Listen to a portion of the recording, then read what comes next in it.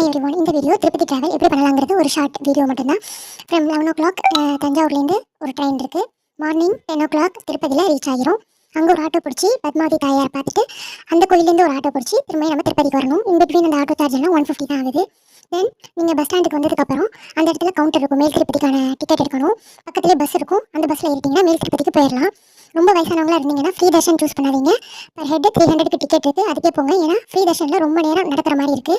2 counter உட்கார வைக்கிறாங்க.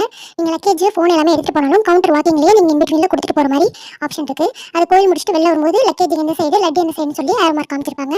So நீங்கள் ஈஸியாக அதை வாங்கிக்கலாம். தென் தர்ஷன் முடிச்சுட்டு நாங்கள் வரத்துக்கு ஆக மொத்தம் 8 to 10 மணி நேரம் ஆயிடுச்சு. ஒரு கவுண்டரில் 2 மணி நேரமும் இன்னொரு கவுண்டரில் 2 மணி நேரமும் உட்கார வச்சுட்டு வெளில வந்தாச்சு. ஆனால் தர்ஷன் பார்க்கும்போது நல்ல தெளிவாக தான் இருந்துச்சு. அவ்வளோவா ஒன்றும் கூட்டம்லாம் அடிச்சுட்டு போகிற மாதிரி இல்லை. நீங்கள் போனீங்கன்னா நல்ல நிம்மதியாக பார்த்துட்டு வரலாம். அதுக்கப்புறம் பார்த்தீங்கன்னா எங்களுக்கு அங்கே தங்குற மாதிரி போச்சு. மார்னிங் 3 o'clockலேருந்து அந்த சிஆர்ஓ டிக்கெட் கவுண்டர்னு ஒன்று இருக்கும். அது அந்த இடத்துல